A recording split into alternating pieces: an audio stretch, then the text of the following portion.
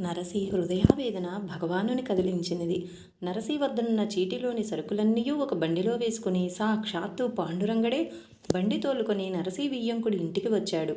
మారువేషంలోనున్న లీలామి మానుష విగ్రహుని వారెవరూ గుర్తించలేదు. పాండురంగుడు నరసి వియ్యంకుని సమీపించి, అయ్యా, నేను నరసి సేవకుడును. ఈ వస్తువులన్నీ మీకివ్వమని పంపగా వచ్చి తిని అన్నియూ సక్రమంగానున్నవో లేవో చూసుకొనవలసింది అని చెబుతాడు. బంధువులందరూ ఆశ్చర్యంతో గుమిగూడుతారు. విలువైన ఆభరణములతో కోరినవన్నీ పంపబడినవి. చివర్లో లేఖకుడు హాస్యానికి కోరిన గుండురాయి కూడా అందులో కనబడగానే చూసి విస్మయం పొందుతారు. అయ్యా, నాకు సెలవు ఇవ్వండి అని అడుగుతాడు బండి తోలుకొని వచ్చిన పెద్ద మనిషి. మా నరసి ఎక్కడున్నాడు అని ప్రశ్నించాడు కువరీబాయి మామగారు.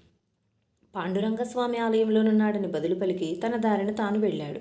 నరసి నిజాయితీని మెచ్చుకుంటూ బంధువులందరూ పాండురంగస్వామి ఆలయం చేరారు.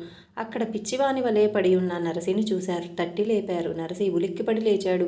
చుట్టూ గుమిగూడి ఉన్న బంధువులను చూశాడు. తనలో భయాందోళనలు తీవ్రస్థాయికి చేరాయి. అందరికీ నమస్కరిస్తూ, అయ్యా, క్షమించండి, మీరంతా బంధువులు అనగా బాధలను అర్థం చేసుకుని ఆదుకొనవలసిన వారు. నేను తప్పకుండా మీరు కోరిన వస్తువులతో సహా ఘనంగా సారి పంపుతాను. నన్ను నమ్మండి, నాకు కొద్ది రోజులు గడువివ్వండి అని ప్రాధేయపడసాగాడు. బంధువులకు మతి చెడినట్లయింది. ఒకరి ముఖాలు ఒకరు చూసుకున్నారు. అదేమిటి బావా, నీవు పంపిన సారె మా ఇంటికి చేరినది. నీ సేవకుడు బండితో తీసుకుని వచ్చి అప్పగించి వెళ్ళాడు. అతడు చాలా మంచివాడి వలె కనబడుచున్నాడు. చివరకు లేఖకుడు కోరిన గుండురాయిని కూడా నీవు మర్చిపోకుండా పంపడం అందరికీ చాలా ఆశ్చర్యం వేసింది. నీవిక్కడున్నావని అతడే చెప్పి వెళ్ళాడు. నిన్ను అర్థం చేసుకోలేక అవమానించాం. మమ్ము క్షమించవలసిందని వియ్యంకుడు నరసింహని ప్రాధేయపడ్డాడు. నరసింహ మెహతా జరిగిన సంఘటనను క్షణంలో అర్థం చేసుకున్నాడు.